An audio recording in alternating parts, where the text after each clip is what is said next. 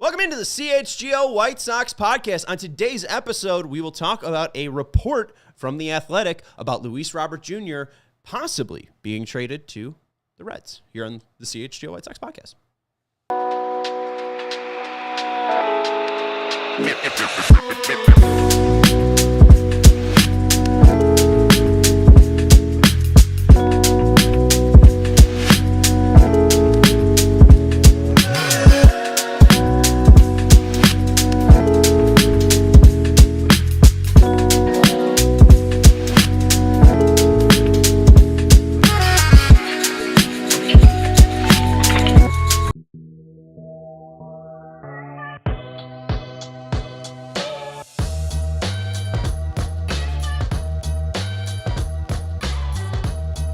Welcome into the CHGO White Sox podcast, coming to you live from Studio 8 of our CHGO offices here in the West Loop of Chicago. I'm your host, Sean Anderson. Alongside me, my producer, Joey Christopoulos.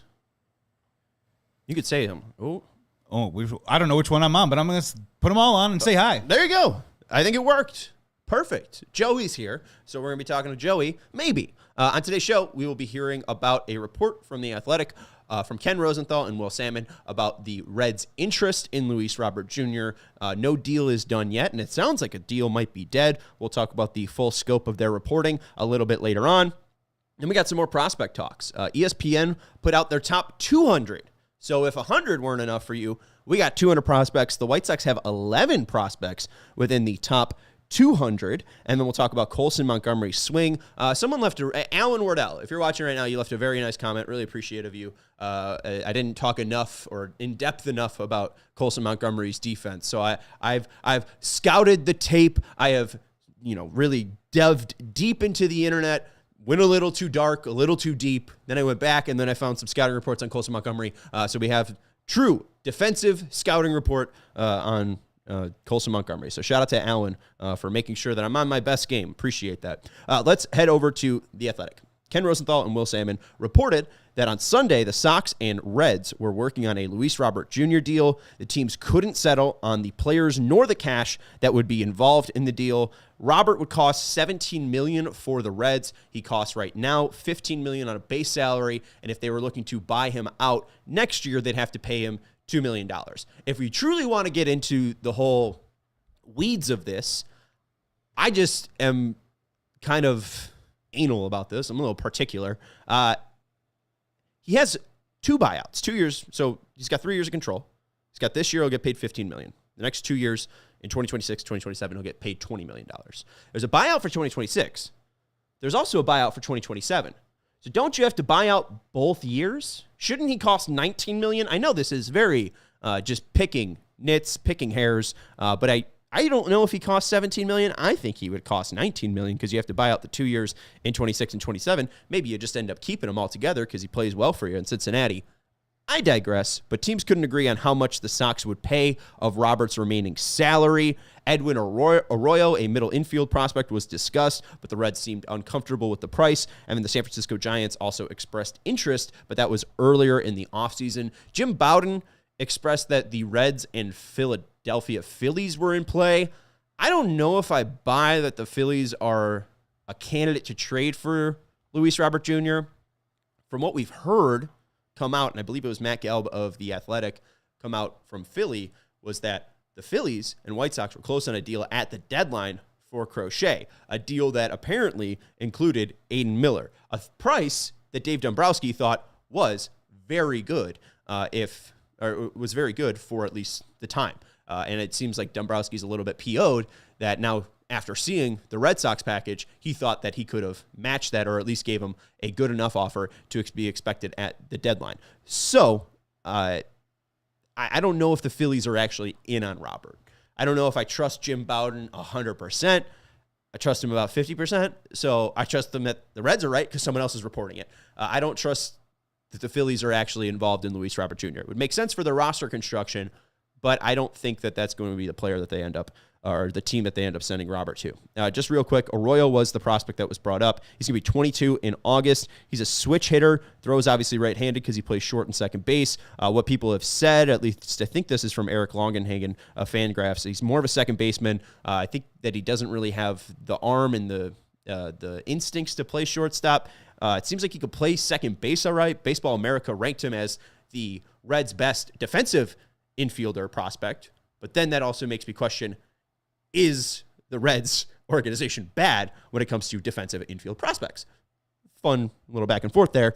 But Arroyo seems like he will be a middle infielder, whether that be at shortstop or second base. He was very highly ranked. Drafted in the second round of the 2021 draft. He was included in the Luis Castillo trade that also sent Noelvi Marte over the Reds. He ends up getting popped for steroids and doesn't play in the 2024 year.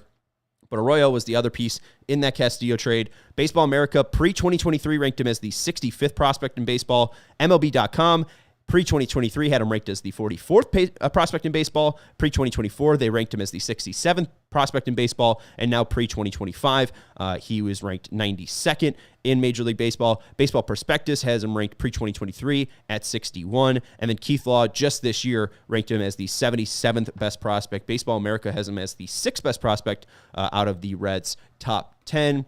Jim Bowden also said that the White Sox are looking for 2 top 5 prospects for Robert.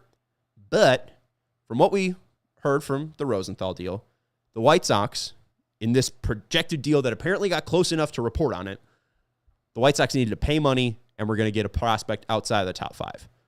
I don't think the Reds and Sox are close. If I had to bet right now, within a week, he's still a White Sox, Robert is. I think he starts spring training as a White Sox. And I don't know if they'll ever get to a place where they're getting 2 top 5 prospects from a team. But if he has a good enough season, maybe they get to the point where they get Arroyo and don't have to eat any of the cash. I think that's really what they want, is to get a prospect that is top 5 and avoid paying however much the Reds are asking. And the Reds, at least it's interesting, I think, that the Reds and Giants are the 2 teams that were reported by Rosenthal and Salmon, because the Reds obviously are going heavy for a playoff contention. They have a ton of young players.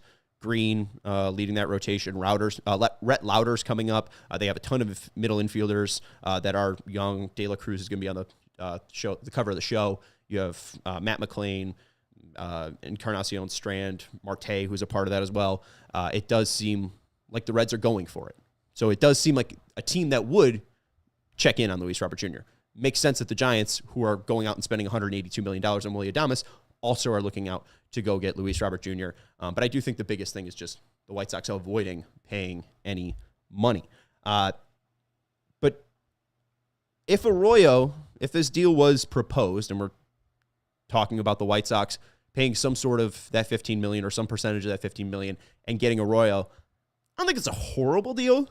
Obviously, he's fallen off a bit. He didn't play in 2024 because of an injury. I believe it was to his non-throwing shoulder, so he had to get surgery. He missed most of 2024, did play a little bit in the Arizona Fall League, and it wasn't good for Edwin Arroyo in the Arizona Fall League, but this is also the only 18 games of baseball that he's played in 2024, so I think rust could be a little bit of a factor, but in those 18 games at the Arizona Fall League, where there's about a 2-year age difference between him and the rest of the league, 253, 309 and 333 slugging percentage, no home runs, only 5 extra base hits. He was able to get 7 stolen bases on none caught stealing, but 6 walks to 19 strikeouts. You don't love to see those numbers there. So Arroyo's not someone I'm like thrilled about, but I wouldn't hate it. If we go prior to what Ken Rosenthal was reporting back in December, the White Sox reportedly bristled at the notion that they're overreaching. A source told Rosenthal and Wu, the team isn't said to be seeking multiple prospects, but like a meaningful piece in return. I think Arroyo could fall into that because he's still, by some rankings, a top 100 prospect.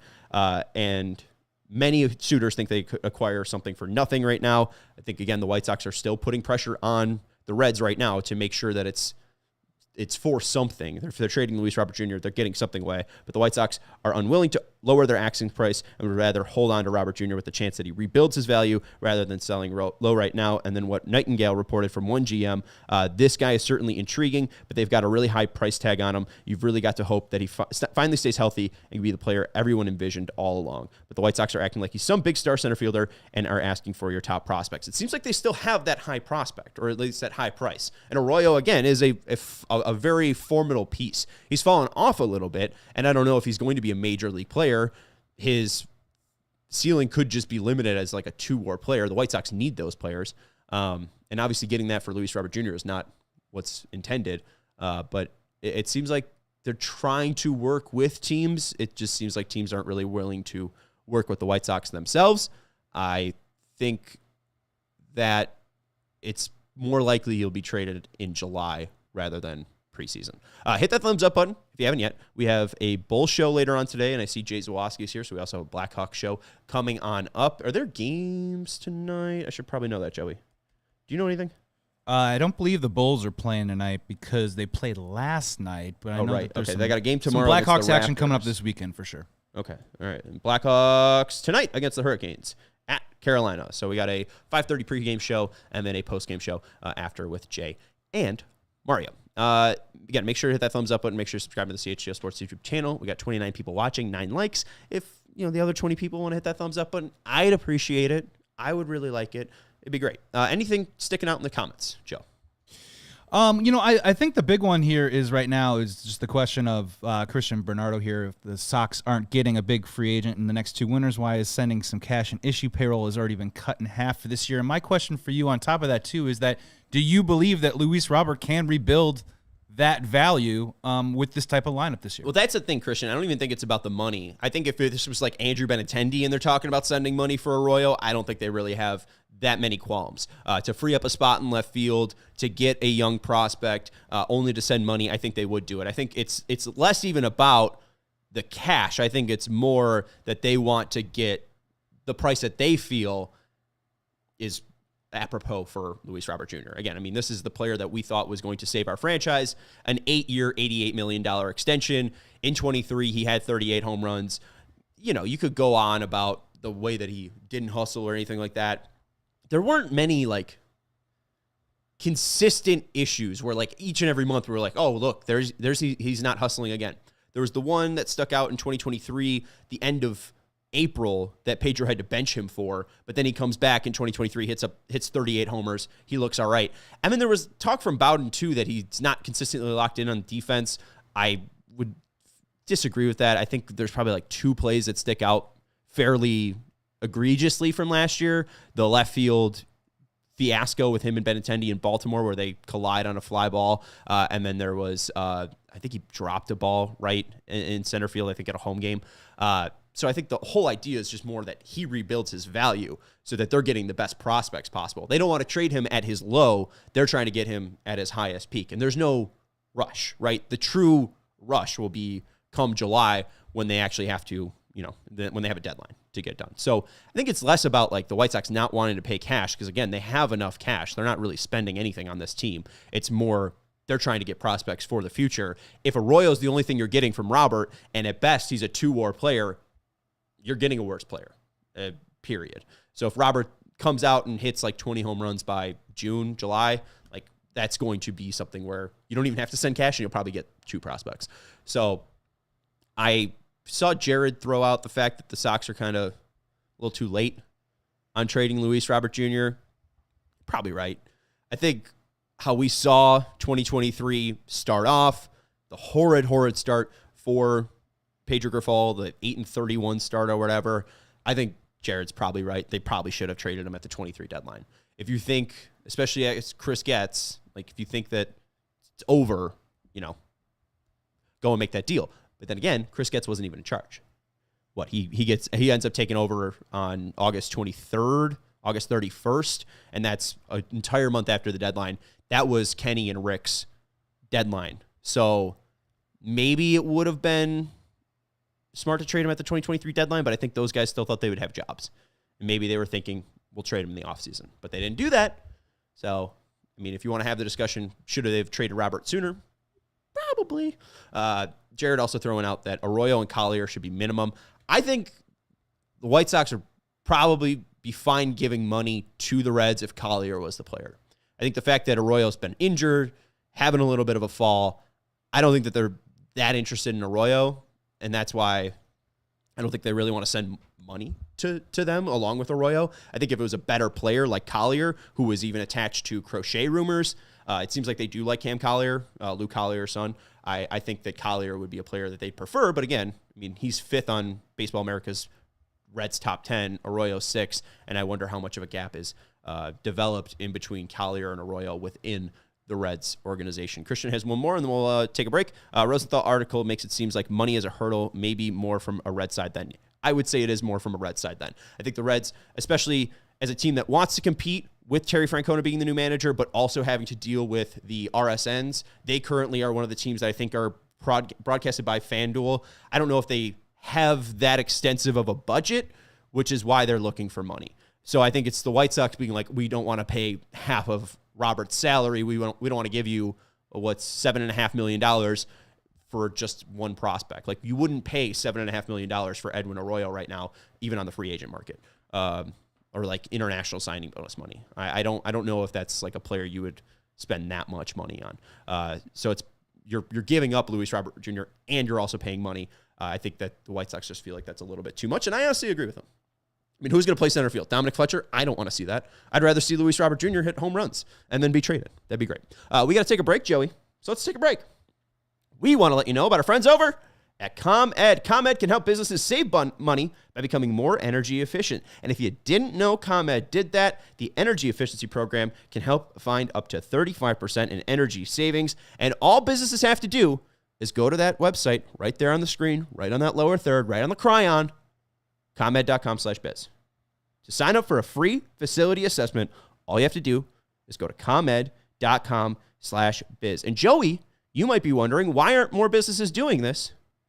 And I don't know. It could be possibly because they just don't know the website. ComEd.com/biz, ComEd.com/biz, ComEd.com/biz, ComEd.com/biz. Joey, I'm going to throw you on the spot. I know you're an improv guy. If you owned a business, what would that business be?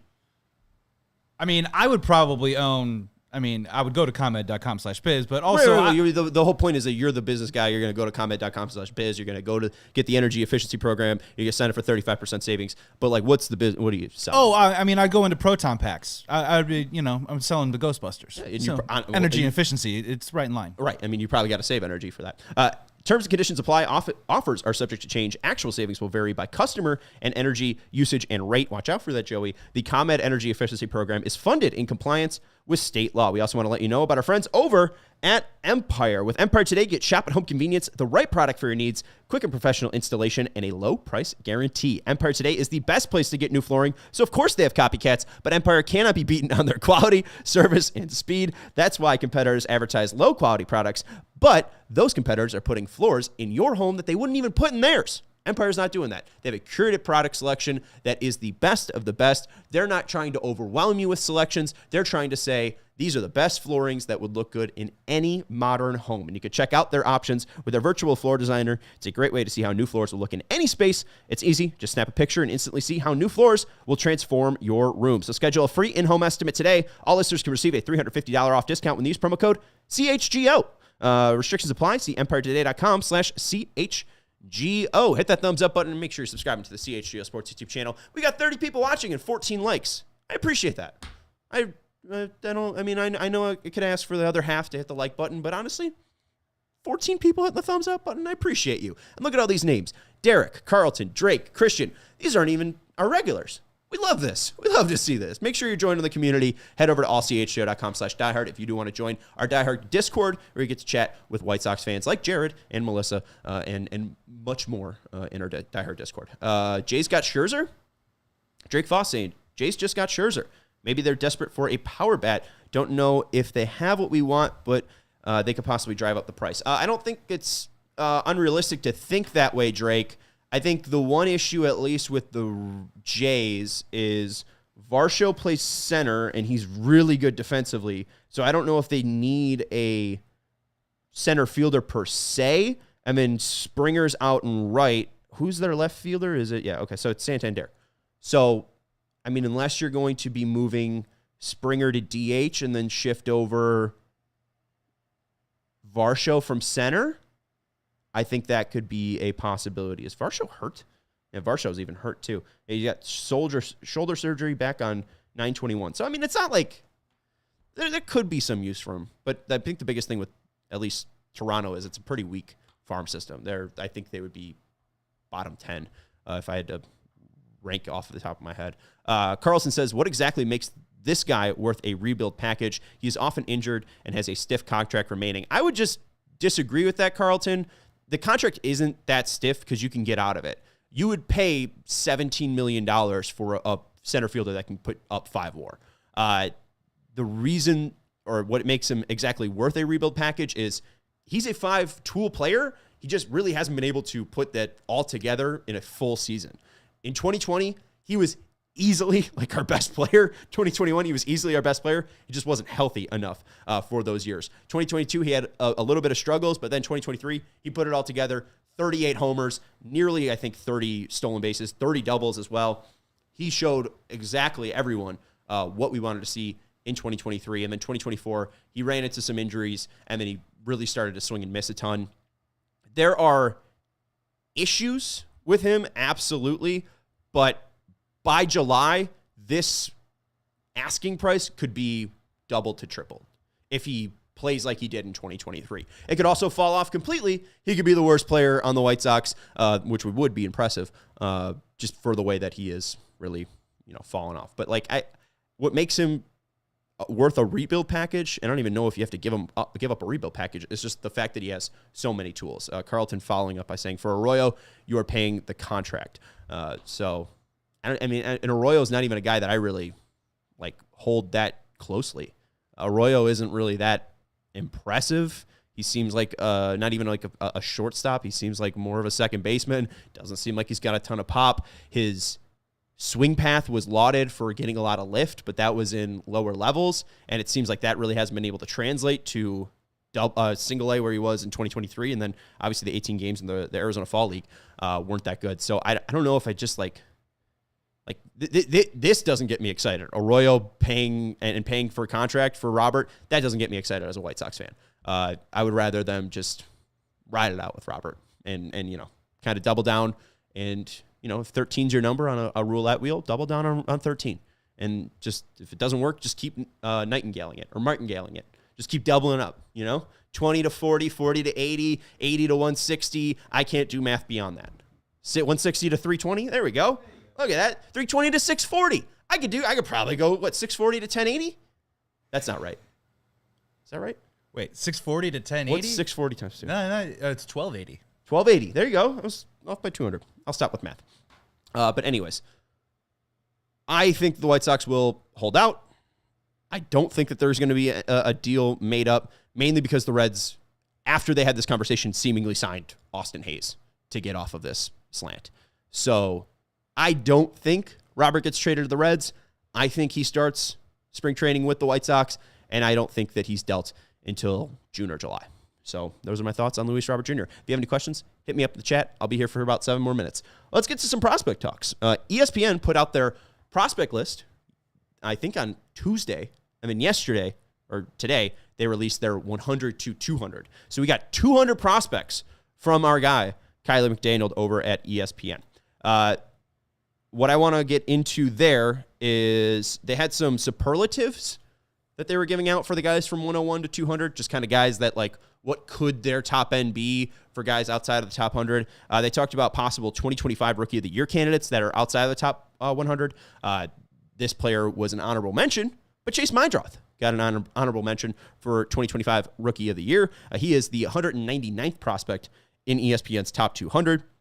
And then win a batting title. Meindroth was also an honorable mention. So at least good to see Meindroth getting 2 superlative mentions for both batting title and Rookie of the Year candidate. Meindroth is the lowest rated White Sox prospect within ESPN's 200 at 199. At 198 is Grant Taylor. At 192 is Jairo Iriarte. At 171 is Brian Ramos. At 139 is Jacob Gonzalez. At 92 is Braden Montgomery. At 54 is Edgar Caro. At 41 is Hagen Smith. 38, Kyle Teal. 33, Colson Montgomery. And 18, Noah Schultz. Christian says Jacob Gonzalez was pretty high, which was surprising. I honestly think it's just the fact that he plays shortstop. I mean, what we heard from Keith Law was it's tough to find 100 names. So the fact that we see 200 names from Kyler McDaniel, this guy must have been putting work in. So I don't know where to take that because I don't love Gonzalez. I think mainly he's at 139 because he's a former first rounder that plays shortstop. Seems like he'll likely be a shortstop, so the position value is high, but he also can't hit.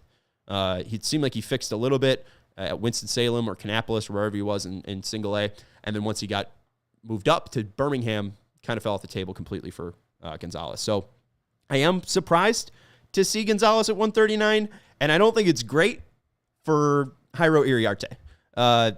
Makes sense why Grant Taylor's as low as he is. 198, pitched like 11 and third innings, all at single A, like nothing crazy to build off of. 19 strikeouts to 1 walk, great, but just not a great, like sufficient sample size to build off of.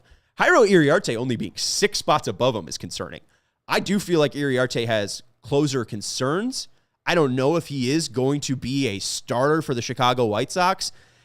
And after seeing what I saw at the major league level, it seemed like he was very hesitant to attack the zone. Maybe he goes and dominates Birmingham. He's able to get promoted to Charlotte, and then we see him come July or post-deadline. But Iriarte has me a little concerned. Obviously, Hagen and Noah Schultz have gotten good returns so far, at least from prospect scouters or reviewers, whatever, prospect writers. But the Iriarte had me concerned at what we saw last year. Same with Kai Busch, and the fact that he's at 192 has me concerned because I would rank him higher than Jacob Gonzalez, but the fact that he's like 60 spots, 59 spots away from Jacob Gonzalez is concerning. Then Colson Montgomery's 33. Obviously, Keith Law left him off his top 100. He gave out some honorable mentions as well, one of them being Sean Burke. So Sean Burke gets an honorable mention from Keith Law. Colson Montgomery doesn't. And I'm still kind of confused at what Colson Montgomery's status is. Again, shout out to Alan Wardell, who told me that I suck yesterday. That was really appreciated. But basically, I sucked because I wasn't grinding tape on Colson Montgomery, and I said that I was unsure if he struggles going to his left or right. So, for Alan, here you go. I did go into Colson a little bit because I also wanted to look if his swing was too long. It does seem like he can maybe, there's a couple movements he could shorten up on. He takes his bat from here to here. Like, I don't know if he just starts in this position and makes it just more of a streamlined swing. That would make him get a little bit, he could cover the top of the zone a little bit more. But the swing looks pretty athletic. I think the issue is maybe just hitting fastballs in the top of the zone. There was, I think, 1 home run, and Jared in the chat right now, Jared from the chat right now said, shared that all of his home runs and the exit or the miles per hour that he hit, and only one of them was 94.5. That's the only fastball that he hit at a major league level or higher. So out of his, 11 home runs in AAA, only one of them was actually like a major league fastball. Just concerning. So I do wonder what they're trying to change this offseason with Colson Montgomery.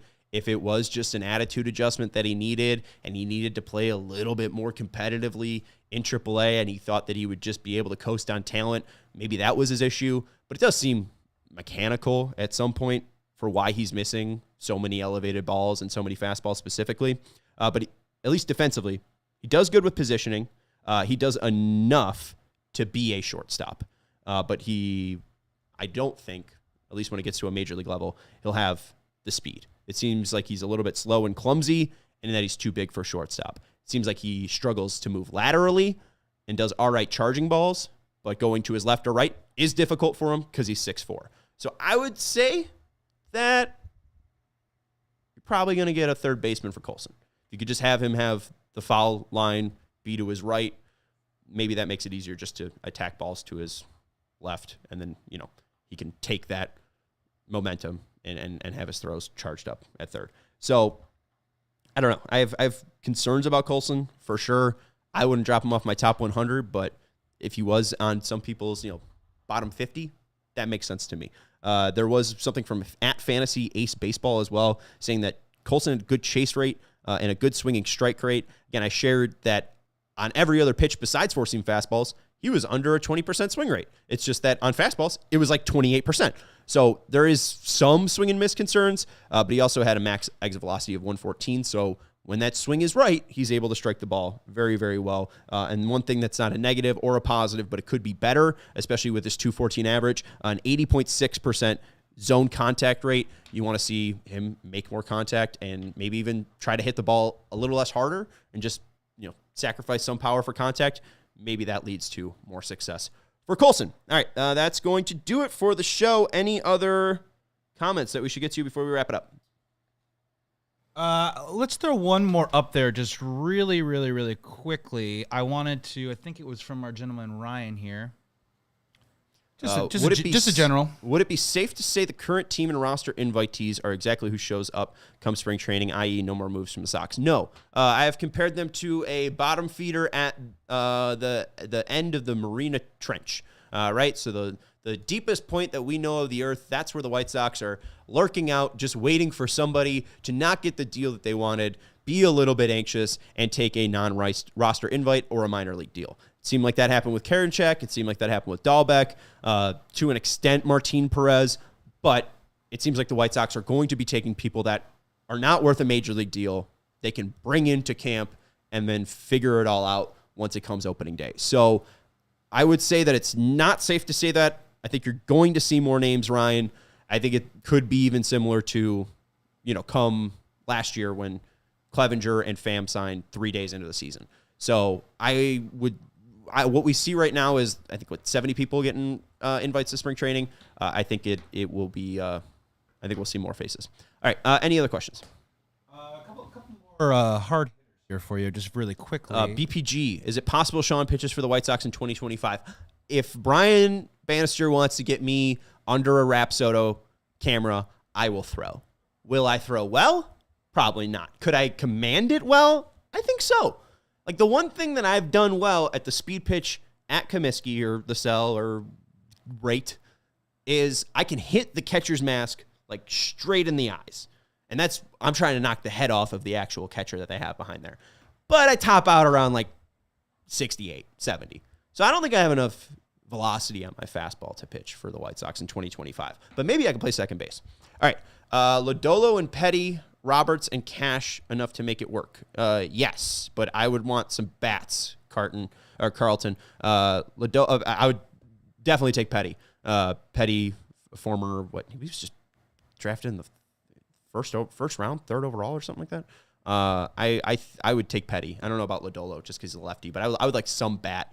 Very pitcher heavy, the White Sox, so a bat would be very appreciative, and I think that's what the White Sox at least are looking for, especially trading their best current bat in Luis Robert Jr. And then finally, Ryan saying Royal Rumble predictions. I'll take CM Punk because he's never main evented WrestleMania, and I think they changed that with Cody Rhodes, and I think the one person that could take the belt off of Cody Rhodes that fans would be happy with is CM Punk. So I'll go Punk, but does he even main event it? Could be Rock and Roman. So those are my predictions. Joey, any final thoughts? No, great show. A lot of people in the chat, and over half of them gave us a like. We appreciate that. I think today was a positive move forward. I love that. 24 thumbs up. Make it 25. Why not? Honor Andrew Vaughn and make it 25 likes. We appreciate you joining us. I will be back next week on Monday at 4 p.m. to talk more Chicago White Sox with you. Goodbye. We all silly like the mayor.